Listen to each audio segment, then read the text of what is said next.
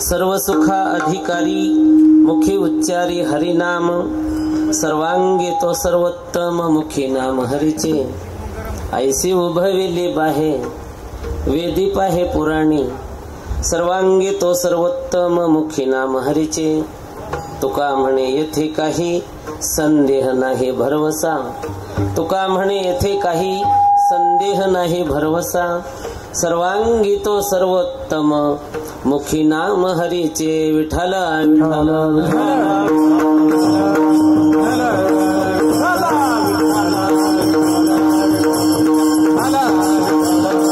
लोकाभिरामं रणरंगधीरं राजीव नेत्रं रघुवंशनाथं कारुण्यरूपं करुणाकरन्तं श्रीरामचन्द्रं शरणं प्रपद्ये समचरण सरोजं सान्द्र नीलाम्बुधाभं जघननिहित पाणिं मंडनं मंडनानां तरुण तुलसीमाला कंधरं कंजनेत्रं सदय धवल हासं विठ्ठलं चिंतयामि पांडुरंगा करू प्रथम नमन पांडुरंगा करू प्रथम नमन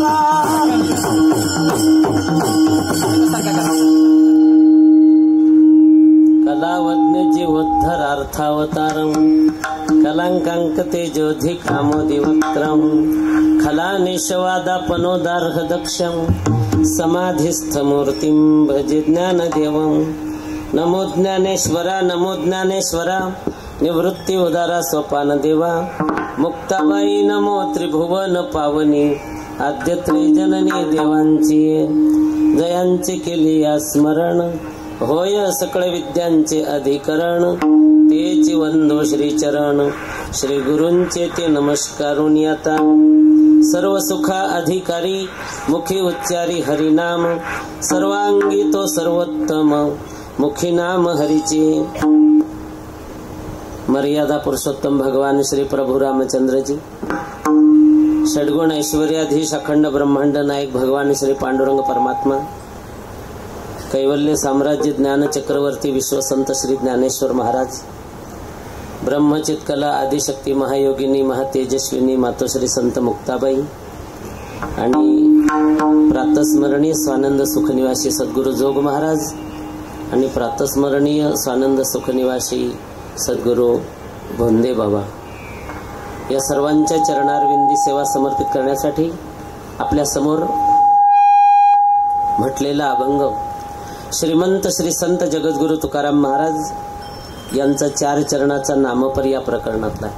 महाराजांनी या अभंगातून नामाचं महत्व सांगून त्याचं फल प्रतिपादन केलेलं आहे. चिंतना अगोदर कार्यक्रमासंबंधी थोडक्यात परिहार की आज आपण या धर्ममंडपामध्ये जमलेलो आहोत. संकीर्तनाची सेवा चालू आहे. तर हे संकीर्तन कोणाकडे आणि कोणत्या निमित्तातून आहे? परिहार द्यायची तशी गरज नाही, कारण आपल्याला माहिती असल्याशिवाय आपण इथे जमलोच नाही. पण वक्त्याचं कर्तव्य म्हणून धावता थोडक्यात परिहार द्यायचा असतो, द्यावा लागतो. आजची ही संकीर्तनाची सेवा आपल्या सर्वांच्या अगदी निकटचे, चांगल्या परिचयाचे, हरिभक्ती परायण आदरणीय श्री सुरेश दादा दरवडे, सुरेश बापूराव दरवडे यांच्याकडे हा संकीर्तनाचा कार्यक्रम आहे. निमित्त या कार्यक्रमाचं त्यांच्या धर्मपत्नी वैकुंठवासी हरिभक्ती परायण आदरणीय सौभाग्यवती यमुनाताई सुरेश दरवडे यांच्या प्रथम पुण्यस्मरणार्थ हा संकीर्तनाचा कार्यक्रम आहे. आपण सर्वच आपापल्या भावना त्या सुरेश दादा दरवडे यांच्या धर्मपत्नी प्रशांत भाऊ दरवडे, प्रशांत सुरेश दरवडे यांच्या मातोश्री विद्याताई लोंढे, संध्याताई भोंदे आणि सौभाग्यवती सुकन्या प्रशांत सासूबाई, संपूर्ण दरवडे परिवार आणि जाधव परिवार. खरं तर माझं गाव खानदेशामध्ये आहे. महाराणी सूर्यकन्या तापीमातेच्या तीरावर. मग एवढ्या लांबून हा संबंध या ठिकाणी कसा जोडला गेला? तर याला कारणीभूत माझे दोन्ही गुरुबंधू हरिभक्ती परायण आदरणीय कृष्णा महाराज रायकर आणि हरिभक्ती परायण आदरणीय हरी महाराज भोंदे. आणि इकडे ज्या ज्या ठिकाणी मी सेवा दिल्या, कौतुके वावरे तुका म्हणे त्या आधारे परमपूजनीय श्री गुरु माझ्या सहित आपलं सगळ्यांचं श्रद्धास्थान म्हणजे बाबाजी. बाबाजींचा भरभक्कम आशीर्वाद असल्यामुळे या परिसरामध्ये बऱ्याच ठिकाणी सेवा करण्याचा योग, अर्थात आपल्या दर्शनाचा योग मला घडून आला. हे माझं परमभाग्य. त्याचप्रमाणे आजही या ठिकाणी दिग्गज मंडळी माझ्या समोर जमलेली आहे, बसलेली आहेत. ते म्हणजे बाबांचे एकनिष्ठ शिष्य म्हटलं तरी उचितच होणार आहे, की ज्यांनी बाबांना पूर्ण स्वरूपामध्ये एका ग्रंथामध्ये सामावून ठेवलं. हे पंढरीनाथा ज्यांनी हा ग्रंथ निर्माण केला ते हरिभक्ती परायण आदरणीय आमचे जगताप बाबा ऐकणी, तेही या ठिकाणी समोर बसलेले आहेत. हे पंढरीनाथा बाबांचं हे जीवन चारित्र्य पहिल्या सोहळ्याच्या नंतर, पुण्यस्मरणाच्या सोहळ्यानंतर एक महाराज इकडे आले. महाराजांनी त्यांना तो ग्रंथ दिला आणि त्यांनी तो प्रवासात वाचला आणि आमच्याकडे आल्यानंतर कीर्तन केलं. त्या कीर्तनामध्ये मी होतो. एकच छोटासा प्रसंग त्यांनी सांगितला तर सांगता सांगता त्या महाराजांच्या डोळ्यामध्ये अश्रू आले. एवढे निष्काम कर्मयोगी भोंदे बाबा, त्यांचा आपणा सर्वांना आशीर्वाद आहेच. त्यांची परिपूर्ण आपल्यावर कृपा हो ही माझी श्रद्धा सुद्धा अंतःकरणापासून श्रद्धा आहे. आणि बाबांच्या अंतःकरणात माझ्याबद्दल तसं घर होतही आहे की नाही. गावामध्ये ज्या वेळेला कार्यक्रम पिंपळगाव मध्ये संत श्री सावता महाराजांच्या पुण्यतिथीचा बाबा आधी विचारायचे आयोजक मंडळींना, आवारकरांचा, जळगावकरांचा कार्यक्रम घेतला का रे, बर का. यावरून त्यांच्या अत्यंत बर का हृदयस्थ असणारं माझं एक असो, बाबांच्या चरणीही कोटी कोटी प्रणाम करतो. जरी बाबा आज पार्थिव शरीराने आपल्यामध्ये नसले तरी सुद्धा मी बोललो होतो सेवेच्या वेळेला, किसी का गुरु कभी मरता नहीं और जो मरता वो गुरु नहीं, आहे की नाही. त्यांच्या कार्यरूपाने ते आहेतच आणि त्यांना आशीर्वाद देण्यासाठी आमच्या मातोश्री या ठिकाणी बसलेले आहेत आपल्याला आशीर्वाद देण्यासाठी. त्यांच्याच जागेवर ते आहेत अशी आपली एक भावना आहे. सर्व मंडळींना धन्यवाद देतो आणि चिंतनाकडे वळतो. जगद्गुरु श्री संत तुकाराम महाराज या अभंगातून नामाचं महत्व सांगतायत. नामाचं महत्व सगळ्या संतांनी सांगितलेलं आहे. शास्त्रकारांनी सुद्धा, मोठमोठ्या आचार्यांनी, दार्शनिकांनी सुद्धा. त्यातल्या त्यात आपलं हे महाराष्ट्र राज्य आहे. या महाराष्ट्र राज्यातला प्रधान संप्रदाय जर कोणता असेल तर तो म्हणजे वारकरी संप्रदाय. आणि या वारकरी संप्रदायामध्ये जी काय संत मंडळी होऊन गेली, संत मांदियाळी, त्यांनी सर्वाधिक प्राधान्य जर कशाला दिलेलं असेल तर ते नामचिंतनाला दिलेलं आहे. ना ध्यानाला, ना यज्ञाला, ना तपाला, ना योगाला, ना समाधीला, बर का. सर्वाधिक प्राधान्य कशाला? नामचिंतनाला. त्याचं कारण, इतर साधना सगळ्यांना शक्य नाही, सगळ्यांना योग्य नाही, सगळ्यांना आवश्यक नाही. जी साधना सगळ्यांसाठी शक्य आहे, सगळ्यांना योग्य आहे, सगळ्यांसाठी आवश्यक आहे, असा विचारपूर्वकच विचार करून संत महात्म्यांनी ती साधना अंगीकारली. आणि म्हणून या साधनेमुळेच या संप्रदायाचा जो गौरव केला जातो तो केवळ पुणे जिल्ह्यापुरता किंवा सोलापूर जिल्ह्यापुरता नाहीये. संपूर्ण महाराष्ट्र काय, संपूर्ण देशच काय, संपूर्ण जग. हरिभजनी हे धवळीले जग असा शब्द आहे. प्रांत मरका देश वगैरे असा शब्द कुठेच नाही.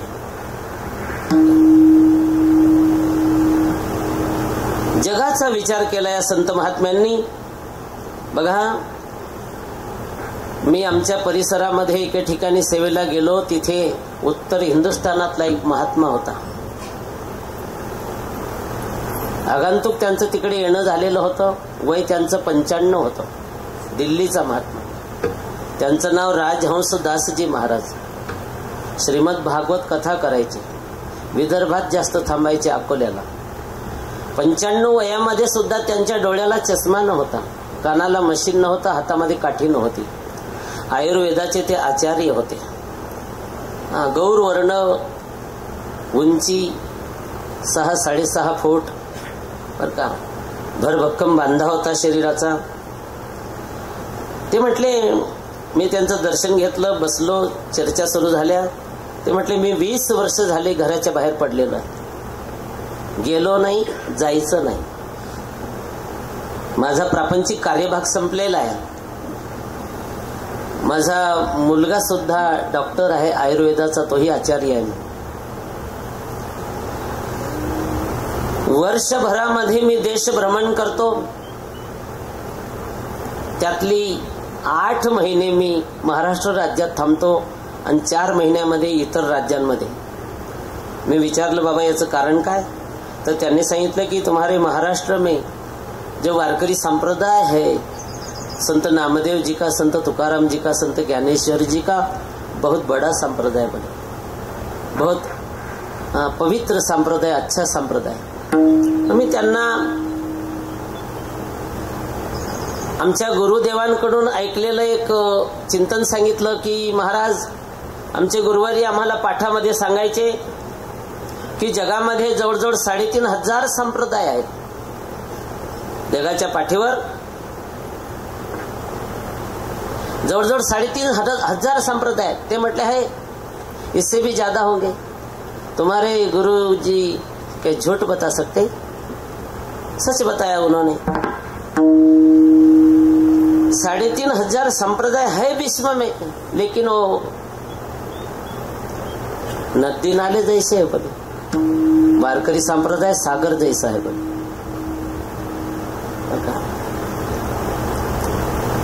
परराज्यातला माणूस तोंड भरून वर्णन करतो महाराष्ट्रातल्या प्रधान संप्रदायाचं, वारकरी संप्रदायाचं.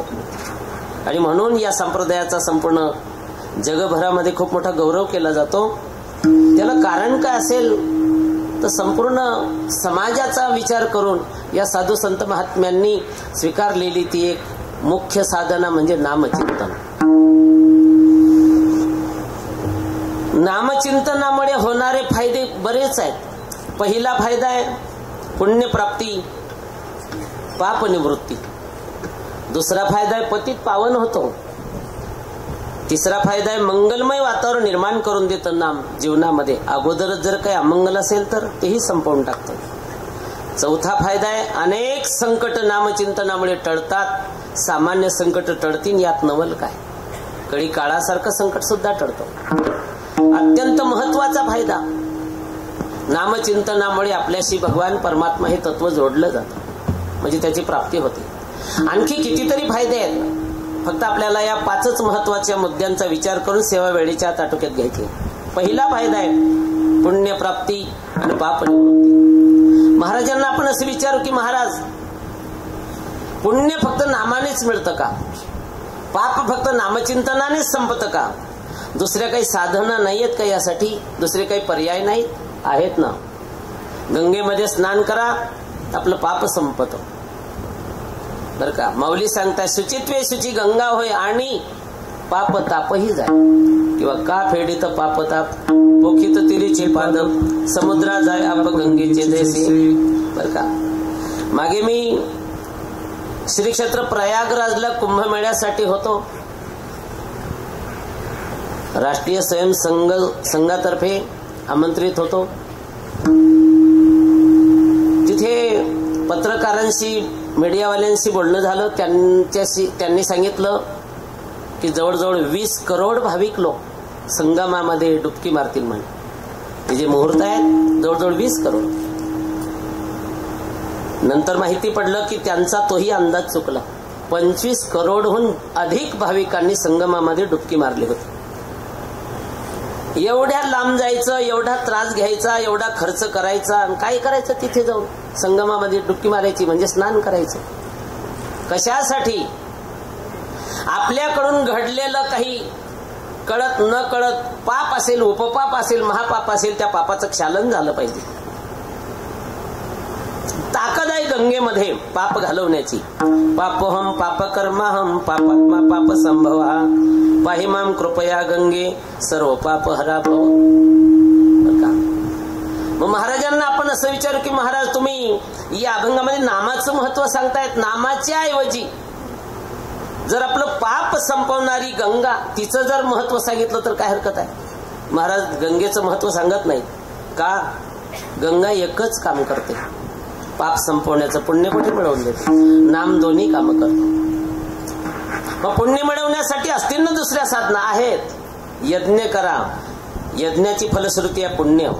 यज्ञाच्याच पुण्याईने स्वर्गादी वगैरे इथे ज्या ज्या लोकांना देव शरीर मिळालं, चांगले चांगले भोग भोगतायत, ते त्याचं फल आहे यज्ञाचं. माऊली सांगतायत ऐसे दीक्षित जे सोमप आपणची यज्ञाचे स्वरूप तीही पुण्याची निनावे. किंवा ते पुण्यमासाध्य सुरेंद्र लोक मश्नंती दिव्याग्नी. यज्ञाचं फल आहे पुण्य. मग महाराज तुम्ही यज्ञाचं तरी महत्व सांगा ना. नाही सांगत महाराज यज्ञाचं महत्व, नामाचंच सांगताय. त्याचं कारण यज्ञ सुद्धा एकच काम करतो, पुण्यप्राप्तीचं. पुण्य मिळवून देण्याचा. पाप कुठे संपवतो? गंगा फक्त पापच संपवते, यज्ञ फक्त पुण्यच मिळवून देतो. यज्ञ पाप संपवत नाही, गंगा पुण्य मिळवून देत नाही. दोन्हीकडे एकेरीच फायदा आहे. मात्र एकाच ठिकाणी, नामाच्या ठिकाणी दोन्ही फायदे आहे. पापही संपतं आणि पुण्यही मिळतं.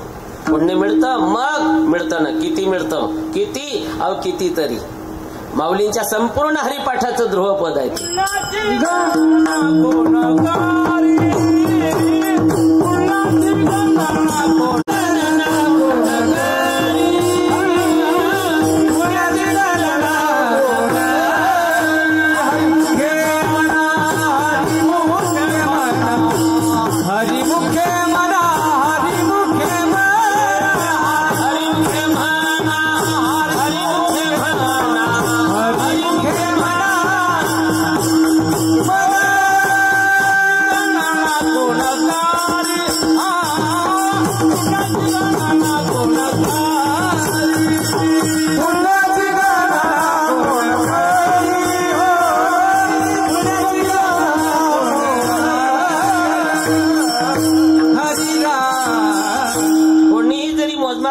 ठरवलं की एका नामाने किती पुण्य मिळतं कोणाकडून ते माप निघणं शक्य नाहीये. पुण्याची गणित शास्त्र तज्ञ का बसेना, पुण्याची गणना कोण करी. त्याचप्रमाणे नामचिंतनाने पापही जातं. किती पाप जातं, किती असू द्या ना. माऊली सांगतात हरिओच्चारणी अनंत पापराशी जातीला लयाशी क्षण मात्र. हा एक शब्द महत्वाचा आहे त्या ठिकाणी. ज्या वेळेला नाम घ्याल त्याच क्षणामध्ये तेवढं पाप संपून जातं. डोंगरा एवढा किती राशी असू द्या. जसं बटन दाबल्याबरोबर लाईट लागतो तसं नाम घेता क्षणीच सगळं पाप संपून जातं. सांगा किती श्रेष्ठ आहे नाम. बर का. दुसरा फायदा पतित पावन होतो. माऊली सांगतायत पतित पावन साचे श्री विठ्ठलाचे नामवाचे सीताराम चरित अति पावन. अति पावन आहे ते. महापतितालाही पावन करतं. पुराणामध्ये उदाहरण आहेत माहिती आपल्याला. वाल्ह्या कोळी महापापी होता की नाही, अजामेळ दुराचारी होता की नाही, ती गणिका देहविक्रय करणारी होती की नाही, पावन झाले की नाही ते सांगा. पावन झाले की नाही, कशामुळे झाले ते सांगा. नामचिंतनामुळेच ना, का भाजपमध्ये गेले म्हणून? बर का, नामचिंतनामुळेच ना. बर का, असू द्या ना. महापापी का असे ना तो वाल्ह्या कोळी, दुराचारी का असे ना तो अजामेळ, वेश्या का असे ना ती गणिका. नामचिंतनामुळे ते पावन झाले. यात विशेष काय? काय विशेष नाही. शेवटी ते माणसंच होते. मग नामचिंतनाची विशेषता काय? विशेषता ही आहे, नाम दगडावर लिहिल्या गेलं. तो दगड तरला ते तर माणसं होते. बर का, कोणी असू द्या. बर का, तो का म्हणे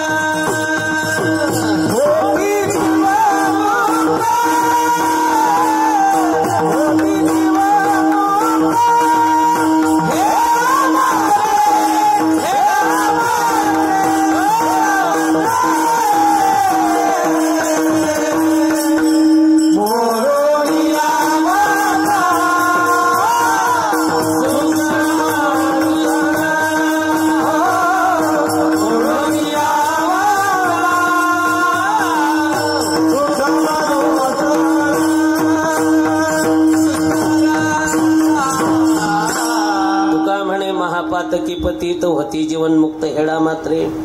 तिसरा फायदा आहे नामचिंतनामुळे होणारा मंगलमय वातावरण निर्माण करून देतं नाम. सकळ मंगळ निधी सकळ मंगळ निधी सकळ मंगळ निधी सकळ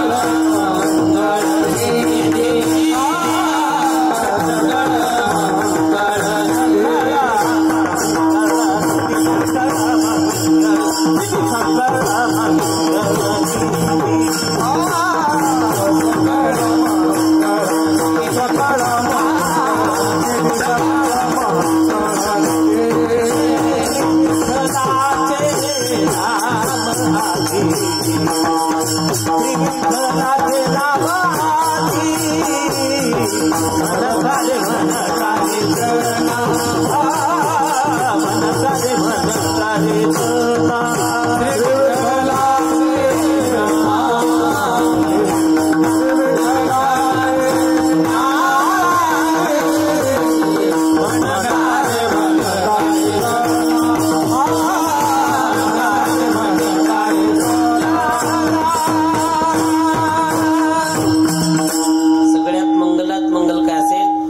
परमात्म्याचं नाम आहे.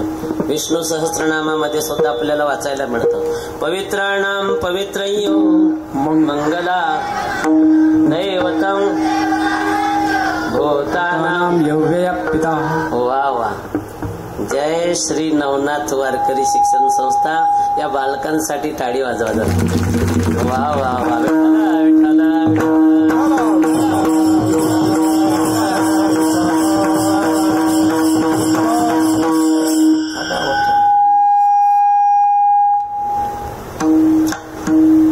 मंगल भवन मंगल हारी द्रव सुदशरथ दिल बिहारी.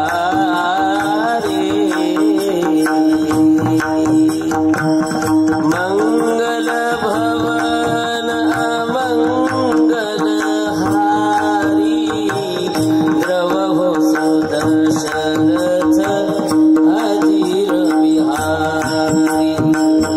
राम सिया राम सिया राम जय जय राम. राम सिया राम सिया राम श्री राम. मंगल भव याचा अर्थ आहे निर्मिती. अमंगल हरी. चौथा फायदा आहे नामचिंतनामुळे होणार अनेक संकट टळतात. महाराज सांगतायत नामाच्या चिंतने 12 वाटा मोजून 12च नाही कितीतरी 12 हा शब्द असंख्य वाचक आहे. विठाला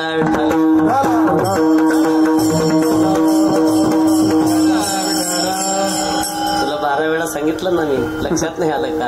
आहे की नाही? 12 56 वगैरे हे 56 भाषेचा केवळ 56च भाषा ग्रंथराज ज्ञानेश्वरीत आहे असं नाहीये. कितीतरी भाषा आहेत. विठाला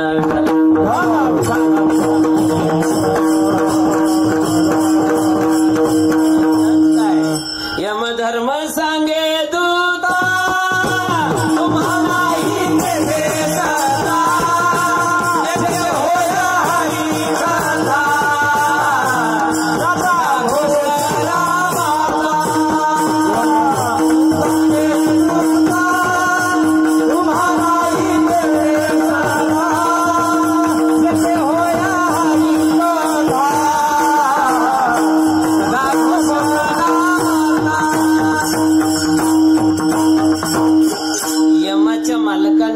सांगितलेलं आहे की तुझ्याकडे मी ही कामगिरी सोपवली खरी पण तुला या नियमात राहावं लागेल. जिथे कथा संकीर्तन चालू असेल जिथे नामधारक असतील तिथे जायचं नाही. आणि माझ्या या आदेशाचं जर तू पालन केलं नाही आणि तुझ्या अडदानपणाने जर तू वागला आणि तिथे जर गेला आणि तुझं काही कमी जास्त झालं तर त्याला मी जबाबदार राहणार नाही. ती जबाबदारी तुझी स्वतंत्र असेल. बरं का? माहिती आहे नामधारकांना की त्याच्या मालकाने त्याला असं सूचित केलेलं आहे. म्हणून तो आपल्याजवळ येणार नाही. आलाच तर त्याची हैगईच करायची नाही. संत श्री सावता महाराज सांगतायत नामाची या बळे न भिवू सर्वथा कडी काळाच्या माथा सोटी मान. असं जर असेल तर तो ना आपल्याजवळ येईन का? येणार नाही. संत तुकोबारात त्याही पुढे जाऊन बोलले, तू का म्हणे काळा अना तोंडावरी भाता भरा हरी राम. म्हणून त्यासाठी नाम जपते रहो काम करते रहो, नाम जपते रहो काम करते रहो, पाप की वासनाओं से डरते रहो, सद्गुणों का परम धन कमाते चलो, कृष्ण गोविंद गोपाल गाते चलो. बर काम वक्त आएगा ऐसा कभी ना कभी, वक्त आएगा ऐसा कभी ना कभी, हम भी पाएंगे प्रभु को कभी ना कभी, ऐसा विश्वास दिल में जिमाते चलो, कृष्ण गोविंद गोपाल गाते चलो. सतत करा, कोणत्याही परिस्थितीत करा. संत महात्म्यांनी कोणत्याच परिस्थितीला जुमानलं नाही आणि आपल्या भक्तीपासून ते दूर झाले नाही. बर का. दुख में तड़पे नहीं सुख में फुले नहीं, दुख में तड़पे नहीं सुख में फुले नहीं, प्राण जाए मगर धर्म भूले नहीं, धर्म धन का खजाना लुटाते चलो, कृष्ण गोविंद गोपाल गाते चलो. किंबहुना तेवढ्यासाठीच भगवान परमात्म्याने आपल्याला इथे पाठवलेला आहे. देवे दिला. आणि तीच नेमकी आपल्या जीवनामध्ये प्रमुख साधना जर नसेल तर आएगी नोटिस जमानत न होगी, आएगी नोटिस जमानत न होगी, पल्ले में अगर कुछ अमानत न होगी, हो करके कैद तुझे चलना पड़ेगा, काया कुटी खाली करना पड़ेगा. यमराज की जब अदालत चढ़ोगे, यमराज की जब अदालत चढ़ोगे, पूछेगा हकीम तो क्या तुम कहोगे, घोर नरक बिच दुख सहना पड़ेगा, काया कुटी खाली करना पड़ेगा. स्वामी गीतानंद जी महाराज सांगतायत की मेरी मत मानो यमराज तो मनाएगा, मेरी मत मानो यमराज तो मनाएगा, तेरा कर्म दंड तुझे मार के भोगाएगा, पापों की अग्नि में जलना पड़ेगा, काया कुटी खाली करना पड़ेगा. हे मन मुसाफिर तुझे निकलना पड़ेगा, काया कुटी खाली करना पड़ेगा. बघा, आपल्याला मानव देह मिळाला हे आपलं भाग्य आहे. जन्माला येण्याचं स्वातंत्र्य आपल्याला अजिबात नाही. मागच्या कर्मांमुळे आपल्याला हे जीवन प्राप्त झालं. बरं का. केले कर्म झाले तेच भोग आले. पण येण्याचं जरी स्वातंत्र्य माणसाला नसलं, पण जाण्यासाठी स्वातंत्र्य माणूस प्राप्त करू शकतो. आणि ते प्राप्त करण्यासाठी प्रमुख साधना कोणती असेल तर ही आहे नामचिंतन. विठ्ठल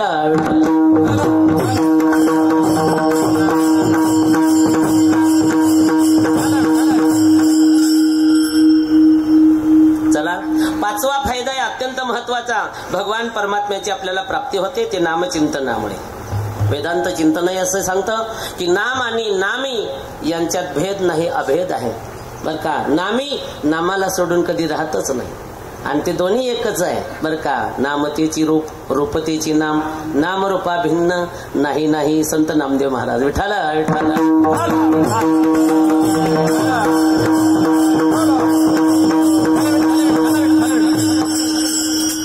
वाच्य वाचक भाव संबंध आहे त्यांचा. आता ते संबंध आपल्याला काही पाहायचे नाही. बरं का. तर भगवान परमात्म्याची आपल्याला प्राप्ती होती नामचिंतनामुळे. यासाठी विष्णू पुराणामध्ये आलेला एक छोटासा उल्लेख आहे. बरं का. काही ऋषीमुनी लोक भगवान व्यासांकडे जातात. भगवान व्यासजी त्यावेळेला आश्रमात नव्हते. माहिती पडले यांना की ते गंगेकडे गेले. यांनी तिकडे धाव घेतली. बरं का. हे तिथपर्यंत पोहोचतात तोपर्यंत त्यांनी गंगेत प्रवेश केलेला होता. यांची आणि त्यांची नजर एक झाली. यांनी त्यांना प्रणिपात केला, नमस्कार केला. त्यांनी यांचा नमस्कार स्वीकारला आणि भगवान व्यासजींनी या मंडळींना विचारलं, काय प्रयोजन आहे आपलं इथपर्यंत येण्याचं. म्हणजे आपल्याला काही विशेष विचारायचं आहे. आणि विचारा काय तर. म्हणजे नामाचा बराच उदो चाललाय. म्हणे बरेच फायदे सांगतात नामचिंतनामुळे. म्हणून जिकडे तिकडे अखंड हरिनाम संकीर्तनी सप्ताह. आणि या कालखंडामध्ये गावोगावी आहेत, आहे की नाही, गावोगावी कार्यक्रम चालू आहेत. प्रभू रामचंद्रजींचा जन्मोत्सव, हनुमंतरायांचा जन्मोत्सव, सगळीकडे कार्यक्रम चालू आहेत. बरं का. तर नामचिंतनामुळे भगवत प्राप्ती होते का हो. भगवान व्यासजींनी त्यावेळेला केलं काय, पटकन गंगेमध्ये बुडी मारली, वर आले. वर आल्याबरोबर त्यांनी हातामध्ये जानवं घेतलं, गंगोदकही घेतलं आणि पाणी सोडताना बोलले की शूद्र धन्य हा. दुसऱ्यांदा तशीच क्रिया केली त्यांनी. पाण्यात बुडी मारली, वर आल्याबरोबर जानवं हातात घेतलं, गंगोदक घेतलं, पाणी सोडताना बोलले नारी धन्य हा. तिसऱ्यांदाही तसंच केलं. वर आले, बुडी मारल्याबरोबर जानवं घेतलं, गंगोदक घेतलं, पाणी सोडताना मात्र बोलले कली धन्य हा. स्वतंत्ररित्या बोलले नाही. जानव्याला आणि गंगेला साक्ष ठेवली त्यांनी. ब्राह्मणाला जाणव्यापेक्षा श्रेष्ठ दुसरं काहीच नसतं. महाराज आम्ही आपल्याला विचारलं काय, म्हणजे काय विचारलं, नामचिंतनामुळे भगवत प्राप्ती होते का? दिलं ना उत्तर तुम्हाला. म्हणे हे उत्तर आहे का त्याचं? शूद्र नारी कलिधन्य. म्हणे हा, आमच्या लक्षात येत नाही महाराज. हेच जर त्याचं उत्तर असेल तर आम्हाला पटवून द्या. भगवान व्यासजी म्हणतात, कमी श्रमामध्ये अधिक फलप्राप्ती ज्याच्याने होते त्याला मी प्राधान्य देतो म्हणे. म्हणजे कष्ट कमी आणि फायदा जास्त आहे. आणि या तिन्ही गोष्टी आहे, शूद्र नारी आणि कली. पहिल्या बोळीतलं पहिलं उत्तर आहे शूद्र धन्य हा. वर्ण किती आहेत ते सांगा. वर्ण किती आहेत? 4 आहेत. ब्राह्मण, क्षत्रिय, वैश्य, शूद्र. या 4 वर्णांमध्ये सर्वश्रेष्ठ दर्जा कोणाचा आहे? ब्राह्मणाचा. सर्वात कनिष्ठ दर्जा शूद्राचा आहे. धन्यता कोणाला द्यायला पाहिजे होती? ब्राह्मणाला. पण ब्राह्मणाला न देता शूद्राला दिली. कारण काय त्याचं? त्यांनी आधीच सांगितलं, कष्ट कमी फायदा जास्त, म्हणून शूद्र धन्य हा. ब्राह्मणाचं काम काय, कर्म काय? त्याने संध्या केली पाहिजे, वेद अध्ययन केलं पाहिजे. आणि वेद अध्ययन करणं सोपं नाहीये. रस्व दीर्घ जरी बदलला तरी अर्थ बदलतो. हे तर साधं व्याकरण सांगतं आपल्याला. वेदाच्या रुच्या गाताना उच्चार जरी बदलला तरी अर्थ बदलतो. म्हणून वेदाच्या रुच्या गात असताना त्या वैदिक ब्राह्मणाने केव्हा आरोह म्हणजे उंच स्वर आणि केव्हा अवरोह खाली स्वर हे सांभाळलं पाहिजे.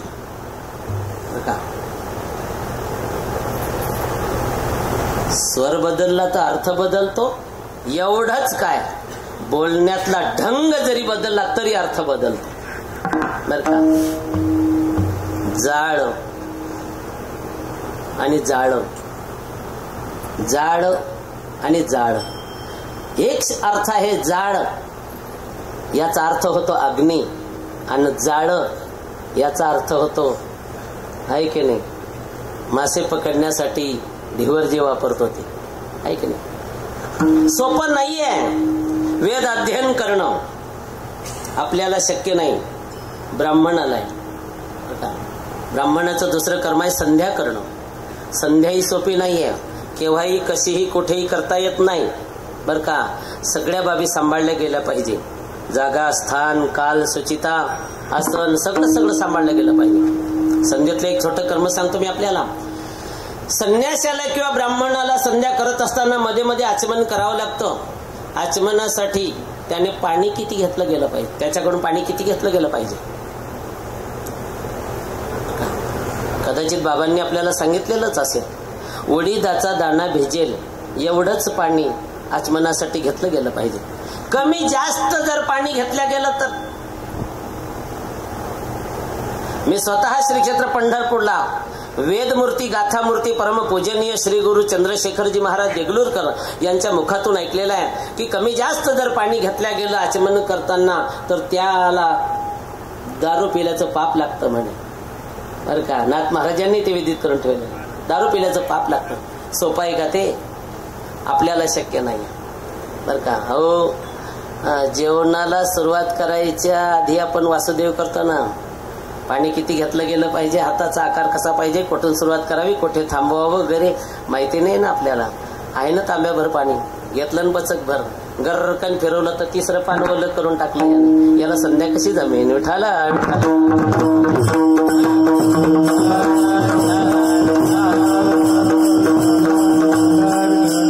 क्षत्रियाचं कर्म काय? क्षत्रियाचं कर्म आहे समाजाचं रक्षण करणं. ब्राह्मण शिक्षक आहे, म्हणून समाजातल्या एखाद्या घटकाने जर त्याला काही एखादा प्रश्न विचारला तर त्याचं उत्तर त्याला देता आलं पाहिजे. त्यासाठी वेदाचा अभ्यास त्याचा असणं गरजेचं आहे. क्षत्रियाचं कर्म आहे समाजाचं रक्षण करणं. आपण इथे शांत बसलेलो आहोत, घरी निवांत झोपतो, रात्री मोकळे वावरतो, हे त्यांच्या जीवावर. पण सीमेवर त्यांची काय परिस्थिती आहे, जावे त्याच्या वंशात तेव्हाकडे किती बोललं तरी उपयोग नाही. बरं का? केव्हा काय परिस्थिती निर्माण होईल सांगता येत नाही. काही बिचारे नुकतेच भरती झाले, शहीद झाले. काहींचं लग्न ठरलं, शहीद झाले. मागे आपण पाहिलं एक जवान आपल्या चिमुकल्या बालिकेशी बोलला व्हिडिओ कॉलवर, येतो मी उद्या, काय आणू तुझ्यासाठी. आला बर का तो जवान, पण कधीच न परतण्यासाठी बर का. शहीद होऊनच आला बिचारा. जीवाची बाजी लावून आहे ती. हातावर तळ मृत्यू घेऊन पुढे पाऊल टाकणं आहे की नाही, सोपं नाहीये. चला, तिसरा वर्ण आहे वैश्य. वैश्य याचं काम काय? मुख्य शेती करणं. कृषी गौरक्ष वाणिज्यम वैश्य कर्म स्वभावजम. शेती करणं. शेती करणं ही सोपं आहे का? विचारा शेतकऱ्यांना. उगीच कर्जबाजारी होतो का ना आत्महत्येकडे प्रवृत्त होतो का? चिंतन विस्तारपूर्वक करायची काही गरज नाही. मटेरियलचे भाव, बियाण्याचे भाव, मजुरी वगैरे त्याचे कष्ट, शेवटी ताळा केला हातात काय पडतं? विठाला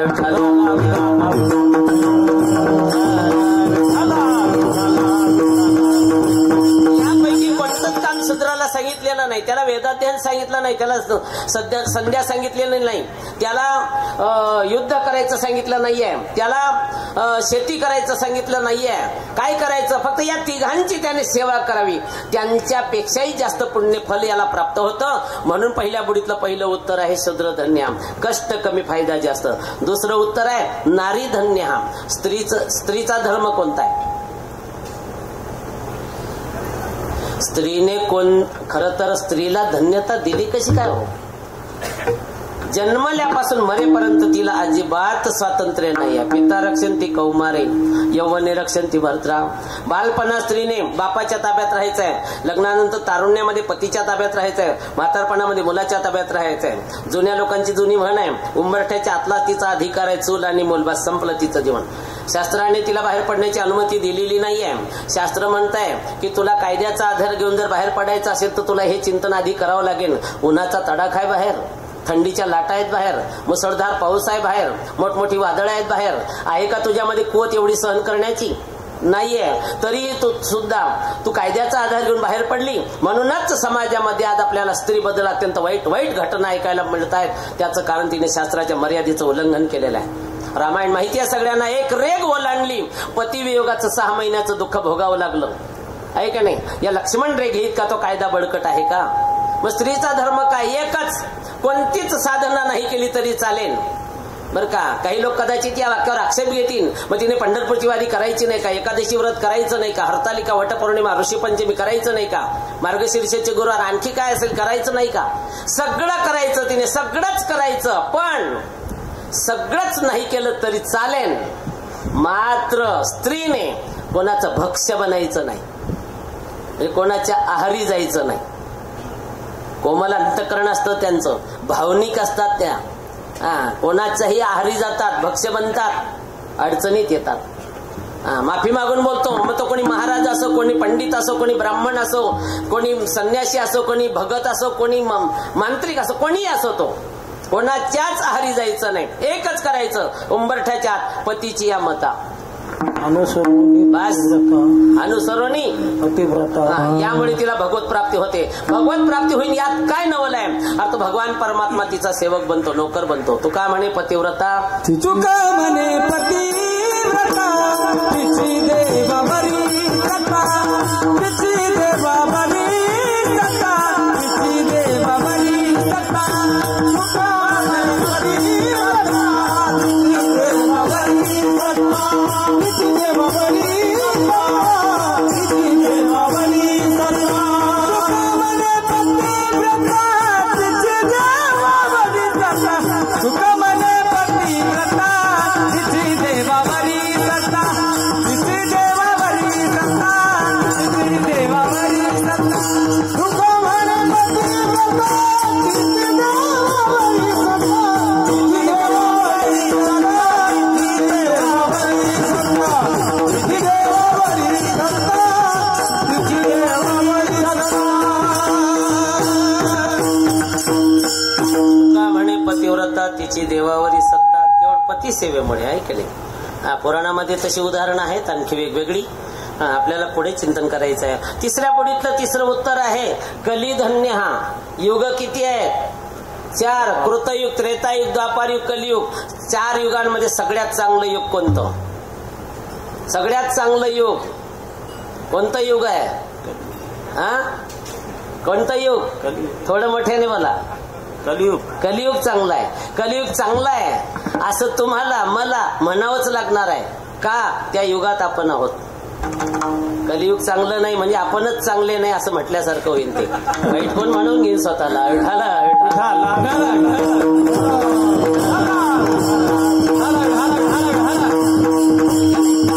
माझं घर का अजिबात चांगलं नाही, पण त्या घरातले घटक तर आपण आहोतच ना, मग आपणही चांगले नाही असा त्याचा अर्थ होतो. मग कलियुग चांगलं नाही म्हणणार तर वाईट म्हणाल का आपण? कलियुग चांगला आहे. आपण लक्षात घ्या. काही ठिकाणी ग्रंथ लावलेले असतात पुरुषोत्तम मासात, श्रावण मासामध्ये. श्रोते भावनेने ऐकतात, आरतीनंतर बसतात, चर्चा करतात. वा काय सुंदर ग्रंथ आहे. आज किती छान चिंतन ऐकायला मिळालं. हो हो, असं वाटत होतं ऐकतच राहावं. काय ती युग, काय त्या युगातली माणसं, काय ते धर्मशील, काय सत्वशील, किती सत्यव्रती. स्वप्नात वचन दिलं म्हणे त्या राजा हरिश्चंद्राने. कुठे दिलं? स्वप्नामध्ये वचन दिलं म्हणे. आणि जागृतीमध्ये सगळं राज्य देऊन टाकलं विश्वामित्राजी. कुठे दिलं वचन? स्वप्नामध्ये. आधी मला हे सांगा, स्वप्न खरं असतं का खोटं असतं? कसं असतं? स्वप्न खोटं असतं ना? स्वप्न खोटं असतं ना? बरोबर आहे. स्वप्न जर खरंच राहिलं असतं ना, मी इथे आज कीर्तनाला आलो नसतो. का आलो नसतो? मलाही स्वप्न पडलं परवा रात्री मी निवडून आलो असं, आहे की नाही? आणि निवडूनच चालू असतो तर कीर्तनाला आलो असतं का? महाराजांना मी सांगितलं असतं मला येणं शक्य नाही. महाराज रागवले असते. आम्ही पत्रिका छापलेल्या आहे, तुम्हाला बऱ्याच दिवसापासून आम्ही मध्ये मध्ये संपर्क करत राहतोय आणि तुम्ही होकार देताय. आणि वेळी का धोका देताय? महाराज ऐका तर खरं तुम्ही, मी निवडून आलो परवा. माझा अमुक गावामध्ये सत्कार आहे. सत्काराचं खूप मोठं नियोजन होतं बरं का. यापेक्षा दुपटीने समाज होता बाहेर. परिसरातली मान्यवर मंडळी जमलेली होती. आता मीच निवडलो होतो तर मंचावर अध्यक्षस्थानी मीच होतो. एका बाजूला पाहिलं तर शालींचा बरा ढीग होता. मनात विचार करत होतो, ह्या सत्कारामध्ये मला 12-13 शाली भेटतीलच असं, आणि भेटणारच होत्या. हो, तेवढ्यात जाग येऊन गेली. आहे की नाही? स्वप्न कसं असतं? खोटं असतं. आहे की नाही? स्वप्नामध्ये वचन दिलं राजा हरिश्चंद्राने, जागृतीमध्ये राज्य देऊन टाकलं. आजही व्यवहार घडतात असं नाहीये, घडतात.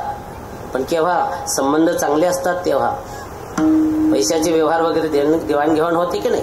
होते. संबंध चांगले असले म्हणूनच होतात ना. काही लोकांचा त्यावर डोळा असतो. यांचे इतके काय घट्ट संबंध आहेत ना, एवढे मोठमोठे व्यवहार करतात हे. काही लोक त्यांच्यामध्ये फूट पाडण्याचा प्रयत्न करतात, पण ते दोघं भरभक्कम असतात. एक दुसऱ्याला म्हणतो, तात्या तुम्ही कोणाचं ऐकायचं नाही. म्हणे आप्पा तुम्ही पण ऐकायचं नाही. नाही मी पण ऐकणार नाही.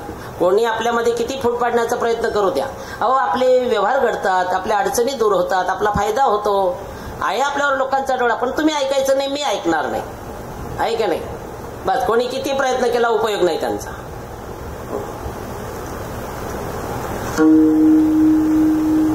पण असं करू ना, आता आपल्यात जो व्यवहार घडला ना इतक्या लाखाचा, आपण 2 ओळी लिहून घेऊ जरा. काय तुमचा गैरसमज नको व्हायला, माझा गैरसमज नको व्हायला. आणि व्यवहार खरा आहे ना, घडलाय ना, मग लिहायला काय हरकत आहे? लिहिलं सरकारी स्टॅम्पवर, साक्षीदार म्हणून 2 लोकांच्या सह्या झाल्या. मी हे जागृतीतलं सांगताय का स्वप्नातलं? जागृतीतलं. तरी सुद्धा कोर्टात दावा दाखल झाला. आता सांगा बरं, युग कोणतं चांगलं आहे? नाही सांगतायत. शांतीब्रह्म संत श्री एकनाथ महाराजांचा अभंग आहे. मी लहानपणी तो अभंग भारुडाच्या माध्यमातून म्हणत होतो. आपणही आकाशवाणीला तो ऐकलेला आहे. शकून सांगावया आले यमाई माझे नाव. 10 चरणाचा अभंग आहे. एकेका चरणामध्ये 4-4 ओळी आहे. 40 ओळींचा तो अभंग आहे. त्यातले 2च चरण म्हणतो, 8 चरण म्हणत नाही. लक्ष देऊन ऐका, मी तुम्हाला विचारणार आहे, चांगलं की वाईट. कलियुगाची दादा ऐकावी थोरी, पुत्र तो होईन पित्याचा वैरी. भ्रताला सोडून घरोघरी फिरतील नारी, आणि एक दादा माझा ऐका निर्धारी. पृथ्वीमध्ये दादा एक विपरीत होईन, बहीण भावा 2 जणांचा विवाह लागेन. 5 वर्षाची बाळा भ्रतार मागेन, 6 वर्षाची नारी. 2च चरण म्हटले, 8 चरण अजून बाकी आहे. कोणी म्हटलेलं आहे हे? कोणी लिहिलंय हे? संत श्री एकनाथ महाराज पैठणकर. बर का? त्यांनी लिहिलेलं आहे. ऐकताना आपल्याला कोणत्या युगातलं वर्णन केलं त्यांनी? हे कलियुगातलं. ऐकताना चांगलं वाटलं का वाईट वाटलं? कसं वाटलं? वाईट वाटलं. वाईट वाटलं. कोणत्या युगातलं आहे ते? कलियुगात. कलियुगातलं. आता तरी सांगा, कलियुग चांगलं आहे का वाईट आहे? असं आता वाईट म्हणता येईल. आता वाईट म्हणता का? बापरे, तुम्हीच आधी बोलले कलियुग चांगला आहे आणि 4 मिनिटं बी झाले नाही अजून, आताच तुम्ही म्हणता वाईट आहे. कीर्तनात जर तुमची इतकी भाषा बदलते, आता ही तरडेला आहे गे होता शिंक, भाषा बदलवू नका. बरं का तोले बाबा, बरं का? तुम्ही पहिल्या उत्तराशी ठाम राहा आणि तेच उत्तर बरोबर आहे. कलियुगातल्या घटना वाईट आहेत. हो, कलियुग वाईट नाही बरं का? कलियुगातल्या घटना वाईट आहेत. कलियुग वाईट नाही, लक्षात ठेवा. मोबाईल वाईट नाही, त्यातून घेणारावर ते अवलंबून आहे. हा वाईट घेतो, त्याला मोबाईलचा काय दोष आहे? विठाला विठाला.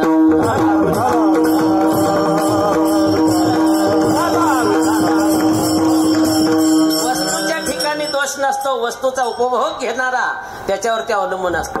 आहे की नाही? वस्तूचा दोष नाही त्या ठिकाणी. 4 युगांमध्ये कलियुग श्रेष्ठ आहे यासाठी एका श्लोकामध्ये आलेले चिंतन आहे. कृतयध्यायते विष्णू त्रेतायाम यजतो मखैहि द्वापरी परिचर्यायाम कलौतत हरिकीर्तनात. कृतयुगामध्ये भगवान विष्णूचं ध्यान करायचं आहे. हे युग ध्यानाचं नाहीये कलियुग. त्या युगात ध्यान करत होते बरं का? आता शक्य नाही आपल्याला ध्यान करणं. असेल कोणाची इच्छा तर करून बघा. बसलेला जरी दिसेल आपल्याला ध्यान करताना, पण आतल्या 2-4 मिनिटातच तो विचलित होऊन जातो. आहे की नाही? कोण कोठे तर कोण कोठे, कोई मकान में, कोई खेत में, तो कोई आहे की नाही? दुकान में. तर त्रेतायाम यजतो मखई. मखई म्हणजे यज्ञ. पूर्वी राजे लोकच यज्ञ करू शकत होते, कोणालाही शक्य नाही. त्याला मनस्थिती लागते आणि परिस्थिती लागते.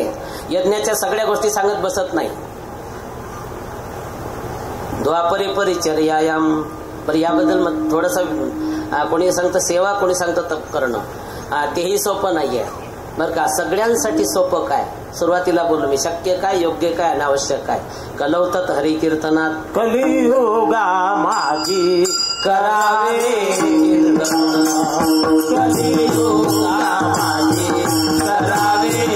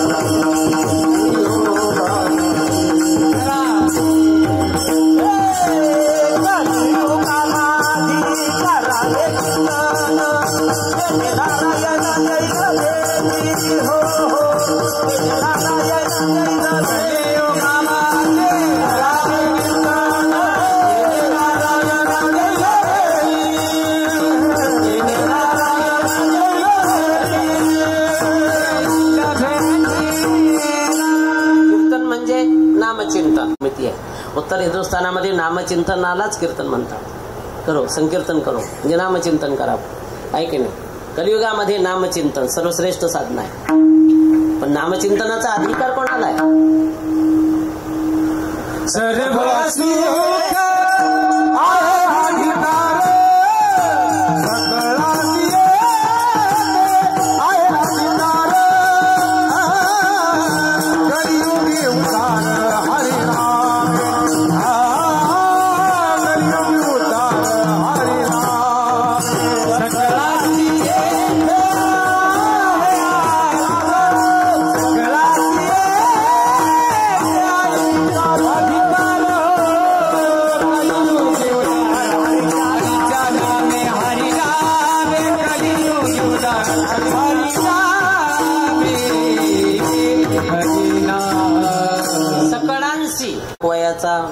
अमुक शिकलेला वगैरे सामान्य अधिकारी काही संबंध नाहीये बरं का. या रे लहानोर याती बनते नारीनर करावा विचार न लगे चिंता. कोणती चिंता विचार करायची गरज नाही का. विधी निषेधाचं बंधन नाही, कर्माची कटकट नाही, ज्ञानाला जसा अधिकार लागतो त्या अधिकाराची भानगड नाही. मुद्दा एकच आहे महत्वाचा. माऊली सांगतात भजे का त्वरित.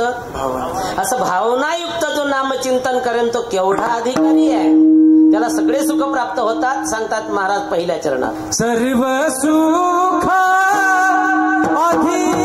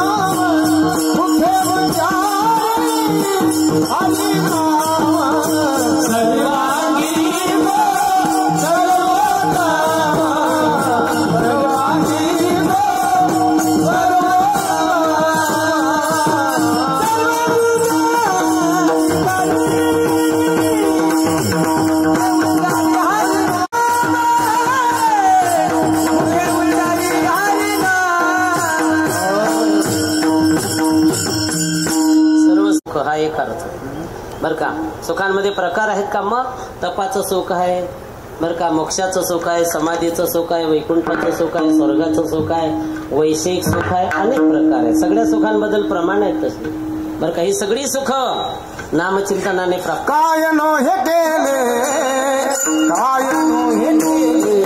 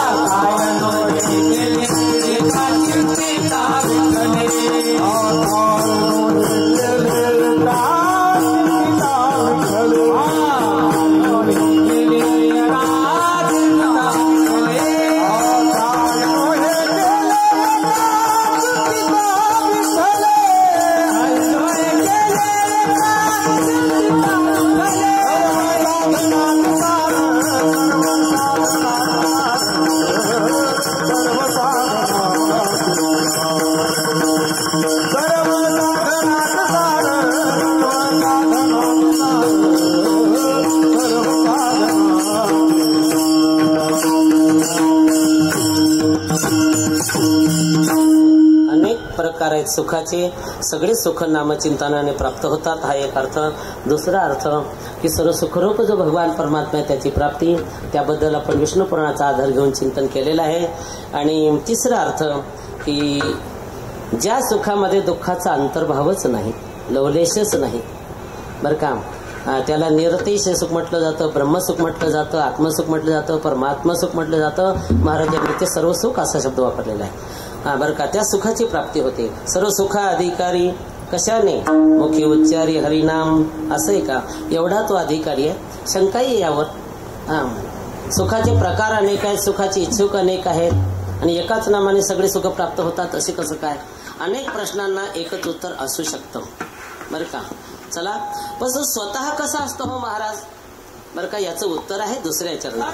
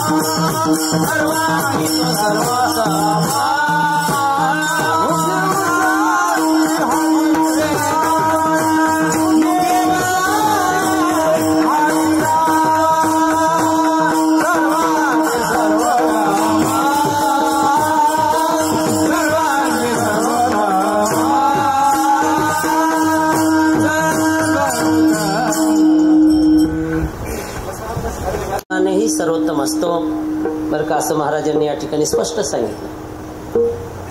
दुसरा अर्थ याच्यातलाच असा आपल्याला प्राप्त होतो किंवा घेता येतो. महाराज म्हणतात ज्याच्या मुखामध्ये भगवान परमात्म्याचं नाम आहे तो सर्वांगाने सर्वोत्तम आहे. याचाच दुसरा अर्थ असा तयार होतो की ज्याच्या मुखामध्ये भगवान परमात्म्याचं नाम नाही तो सर्वांगाने सर्वोत्तम नाही. मग तो कोणी का असे ना, तो राजा असो, तो देव असो का देवाचा बाप असो बरं का. उदाहरण आहेत पुराणामध्ये. जड भरत राजा हरणी गर्भा गेला, घाला तो घातला वासनेने. राजा जड भरत मरणाच्या वेळेला हरी न आठवता हरीन आठवलं, परिणाम काय झाला, हरणी गर्भा गेला. का गेला, जन्म घेणे लागे वासनेच्या संगे, जन्म घेणे लागे वासनेच्या संगे,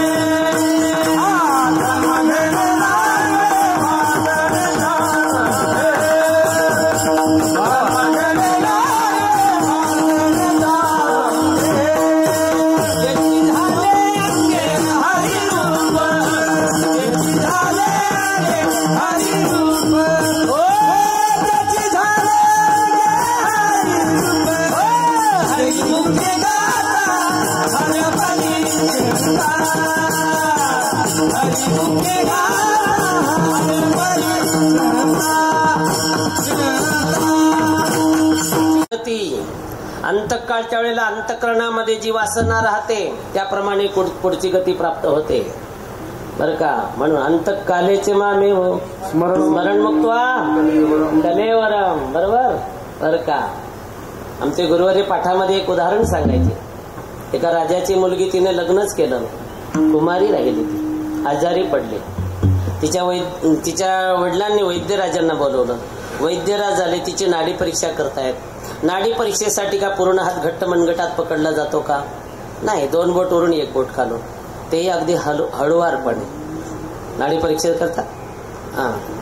जीवनभरामध्ये त्या राजकन्येला हा पहिल्यांदाच स्पर्श झाला पुरुषाचा, आणि फक्त 3च बोटांचा, आणि तोही हळुवार.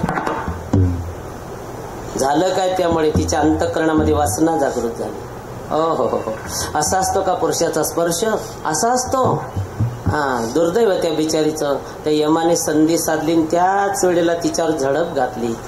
त्या अंतकालच्या वासनेमुळे तिला पुढचा जन्म वेश्येचा मिळाला. ती पिंगला वेश्या आहे, असा पुराणामध्ये उल्लेख आहे. सोपा नाही आहे परमार्थ, जितका आपण समजतो तितका. परमार्थ किती कठीण आहे. उपनिषद सांगतं, क्षरस्य धारा निशिता दुरत्तेया दुर्गम पथस्तत् कवयो वदंती. तलवारीच्या धारेवर चालणे इतका परमार्थ कठीण आहे की नाही. सोपा नाहीये. अंतिमती सहागती वासनेमुळे. म्हणून संत श्री डोंगरेजी महाराजांचं असं एक वाक्य आहे, वासना और रसना इसमें नहीं फसना. विठाला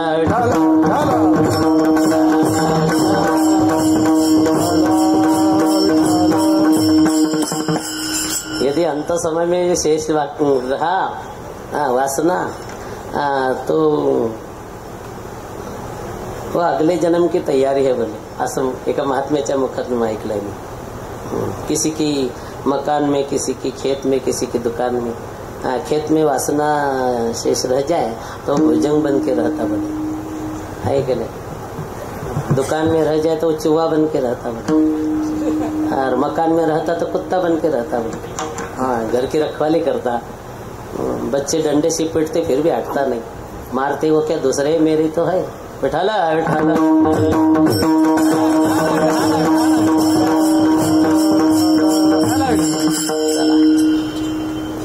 राजा जड भरत मरणाच्या वेळेला हरी आठवला नाही, सर्वांगाने सर्वोत्तम झाला नाही, हरणी गर्भा गेला. स्वर्गातला राजा इंद्र तोही सर्वांगाने सर्वोत्तम झाला नाही का? त्यक्तम भुक्त्वा स्वर्ग लोकम विशालम, क्षिणे पुण्य मर्ते लोकम विशंती. मग पुण्याची पावटी सवे इंद्रपणाची उटी उतरे, मग येऊ लागती माघारे मृत्यू. तुका म्हणे जाती पुण्यक्षया,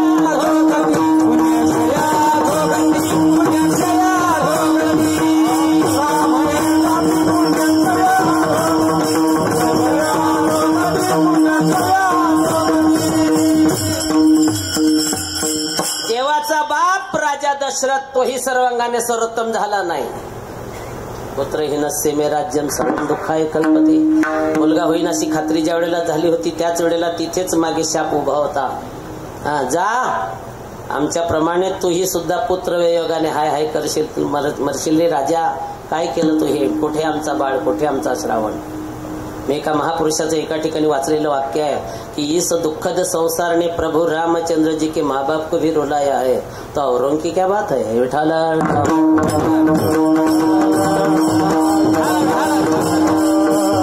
एवढंच काय, ज्याचं नाव आहे त्यालाही आनंद मिळाला नाही या नामचिंतनाचा. प्रभू रामचंद्राने खडा टाकला की नाही पाण्यात, बुडाला तो. हा खडा टाकला, मी ते दगड होते म्हणे, दगड टाकला तो बी बुडाला. ते मोठे मोठे होते म्हणे, आणखी मोठा घेतला तो बी बुडाला. ज्या वेळेला हनुमंतरायांना विचारलं, हनुमंत हे काय प्रकार आहे? म्हणे काय, माझ्या नावाने दगड तरी मी टाकलेले बुडतात. प्रभूजी, तुम्ही कोणाचा सल्ला न घेता परस्पर हे काम का केलं म्हणे तुम्ही? म्हणे माझं नाव मला आनंद नको का? तुम्हालाही आनंद पाहिजे का आमच्यासारखा? म्हणे हा. मग तुम्ही एक कराल का? म्हणे सांग लवकर काय करायचं ते. तुम्ही करणार नाहीत म्हणे, आपण ऐकू तर दे, सांगतं खरं काय करायचं ते. म्हणे देवपणीचा राजीनामा देऊन टाका, आमच्यासारखे भक्त बना. मग भक्तीची मस्ती बघा काय आनंद आहे तो. म्हणजे ते कसं शक्य आहे हनुमंता? मग हे बी कसं शक्य आहे म्हणे भगवंता? अरे तू आहे, आम्ही आहोत देवा. तुम्ही साखर आहात, आम्ही मुंगी आहोत. साखरेचा आनंद साखरेला का मुंगीला? तुझी या नामाचा महिमा तुझं नकडे मेघश्यामा. तो का म्हणे आम्हा जन्म यासाठी बरं का. सर्वांगी तो सर्वोत्तम मुखी नाम हरीचे. जास्तीत जास्त 5-7 मिनिटात आपण सेवा आटोक्यात घेऊ. सगळ्यांनी भावपूर्वक अंतःकरणाने नामचिंतन करायचंय परंपरेप्रमाणे. विठोबार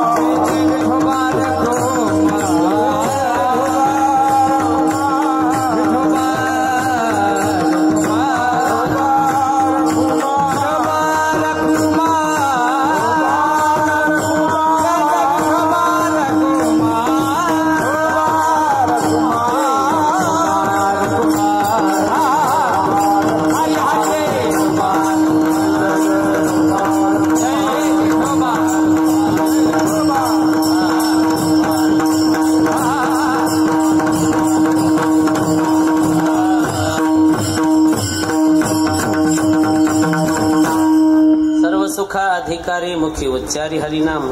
सर्वांगी तो सर्वोत्तम मुखी नाम हरीचे. महाराज पहिल्या चरणामध्ये म्हणतात की नामधारकाला सर्व सुख प्राप्त होतात. दुसऱ्या चरणामध्ये सांगतात की तो सर्वांगाने सर्वोत्तम होतो. महाराजांना आपण असं विचारू की महाराज तुमची नामावर श्रद्धा आहे की नाही? नामावर प्रेम आहे की नाही तुमचं? नामाविषयी तुमच्या अंतःकरणामध्ये गोडी आहे की नाही? म्हणे हा बरोबर आहे, म्हणूनच तुम्ही असं सांगताय. महाराज म्हटले माझी नामावर श्रद्धा आहे म्हणून मी श्रद्धेमुळे बोलतोय असं समजायचं नाही. श्रद्धेमुळे मानव अधिक वर्णन करतो, भरीव वर्णन करतो, नको ते वर्णन करतो, नसलं ते वर्णन करतो. तसं मी वर्णन करतोय असं समजायचं नाही. एक शिष्य म्हणतोय बर का, एक शिष्य म्हणतोय महाराज माझे गुरु 4 वेद पाठ आहेत, त्यांचे 6 शास्त्र सुद्धा मुखोद्गत आहे, 18 पुराण. झोपेत विचारावं तुम्ही, विद्वान आहे, पंडित आहेत, ज्ञानी आहेत माझे गुरु. पण त्या गुरुला जर आपण हरिपाठ विचारला, 27 अभंगांचा हरिपाठ तो 40 ठिकाणी चुकला. त्या गुरुचं वेद न शास्त्र न पुराण कसं काय तयार असेल? अजिबात नाही. शिष्य बोलला कसा, त्याचा दोषच नाही. मग त्याची गुरुवर श्रद्धा होती, ती श्रद्धा बोलत होती. हा, एक सासूस बोलते आहे, महाराज माझे जावई का खूप उदार आहेत म्हणे. ते कशावरून? रोज त्यांच्याकडे 200 लोक जेवतात म्हणे. बापरे, रोज? हो, दररोज. ती माहिती त्या महाराजांनी दुसरीकडून घेतली. का अण्णा म्हणे, काय ही मावशी असं सांगते, माझे जावई उदार आहेत, दररोज त्यांच्याकडे 200 लोक. खरं आहे म्हणे महाराज, दररोज 200 लोक जेवतात. एवढे रोज? हो, जास्त जेवत असतील. खरंच? हा ना, हो, मोठी हॉटेल आहे म्हणे त्यांची. हॉटेल हा त्या माणसाचा धंदा झाला का उदारपणा? वर्णन कोण करताय? सासू. कोणाचं करते? जावयाचं. का वर्णन करते? सासूची जावयावर श्रद्धा असतेच, हे सगळ्याच जावयांना माहिती. एक आई वर्णन करते तिच्या लेकराचं. काय म्हणते ती? माझं सोनं आहे म्हणते. काय म्हणते? माझं सोनं आहे. नुसतं सोनं नाही म्हणत, असली सोनं आहे म्हणते, पिवळं धम्मक. हा, सोनंच असतो का? हा, किती का काळा कुट्टा असे ना, सोनं म्हणते. कधी कधी म्हणते माझा राजा आहे म्हणते. काय? माझा राजबिंडा राजा आहे म्हणते. ज्या राजाला तिने कड्यावर घेतलाय किंवा मांडीवर घेतलाय, त्यावेळेला तिच्या डोक्यावर लुगड्याचा पदर फाटलेला आहे, खांद्यावर चोळीला ठिगळ आहे. राजाची आई फाटके कपडे परिधान करीन का? याचाच अर्थ तो राजा आहे का? नाही. आई बोलली कशी? तो तिचा दोष नाही, भावनेच्या भरात बोलली. लेकराविषयी वात्सल्य भाव अंतकरणामध्ये चौफाडून निघाला. विठाला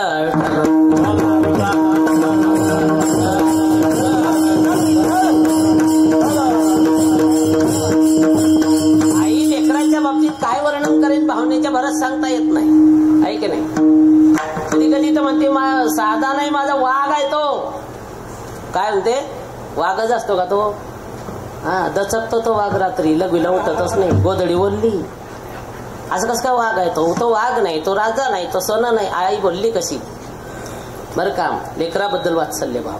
संत तुकोबाराय म्हणतात, मी त्या भावनेच्या भरात त्यांच्याप्रमाणे वाहत चालून म्हणून बोलतोय असं नाहीये, आहे की नाही? भावनेमुळे वर्णन करतात. बघा, मी एकदा टीव्ही पाहत बसलो होतो. एक प्राध्यापक उच्च शिक्षित पोरांना काही प्रश्न विचारत होते आणि त्यांच्याजवळ एक लहान लेकरू बसलेलं होतं. प्राध्यापकांचा प्रश्न आहे, जगात सगळ्यात मोठी नदी कोणती? जगातली सगळ्यात मोठी नदी कोणती आहे? हा, बरोबर. पण त्या पोरांना ते उत्तर देता आलं नाही. ते लहान लेकरू म्हणत होतं, सर मी देऊ का उत्तर? सर म्हटले, उत्तर बरोबरीचं असेल चुकीचं असेल हा प्रश्न पुढचा आहे, पण ते एवढंसं लेकरू बोलण्याचं धाडस करता हे काय कमी आहे? ऐकायला काय हरकत आहे कौतुक म्हणून? सांग बाळ, कोणती नदी मोठी आहे? त्या लेकराने काय उत्तर दिलं? भावना ही नदी मोठी आहे म्हणे. ते सर म्हटले, आजपर्यंत मी एवढं साहित्य वाचलं, कुठे वाचण्यात आलं नाही. एवढं शिकलो की शिकवायला लागलो, तरी अजून मला कुठे ऐकायला मिळालं नाही, नदी पाहण्यात आली नाही. बाळ, तू कुठे वाचन केलं का याबद्दल? म्हणे नाही, मी शाळेत जातच नाही, माझ्या शाळेत जाण्याचं वयच नाही. मग तू ही नदी पाहिली? म्हणे नाही. कोणी सांगितलं तुला भावना नदी मोठी आहे? म्हणजे माझी आई सांगते म्हणे नेहमी. काय सांगते तुझी आई? भावनेच्या भरात सगळेच वाहून जातात म्हणे. हा, म्हणजे तिच्यात सगळेच वाहून जातात, ती नदी लहान असेल करते असं आहे की नाही? वस्तुस्थिती तिचा आध्यात्मिक क्षेत्रात भावनाच मोठी आहे. विठाला विठाला.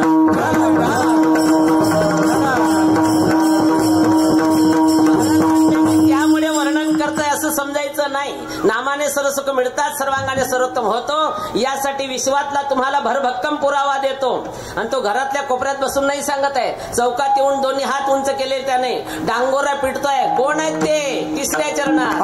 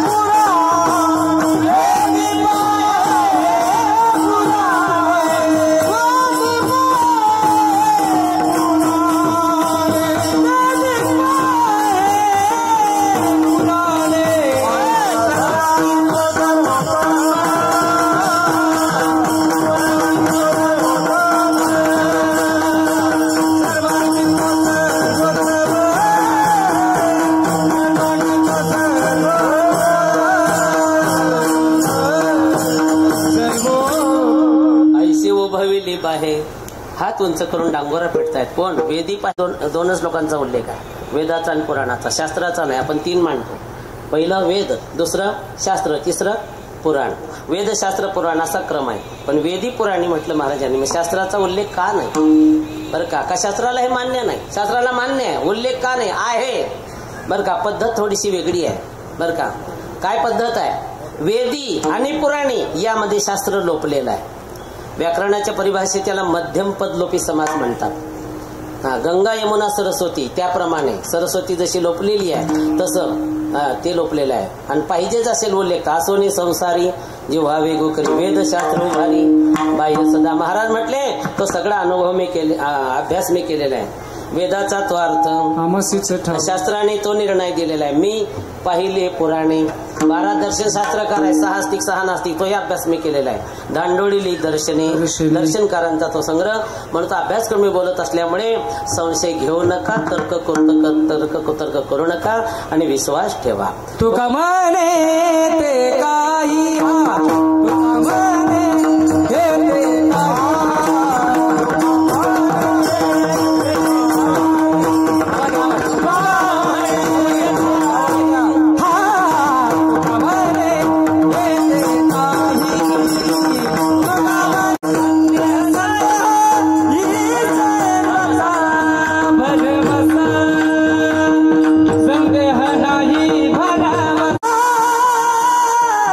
भरवसा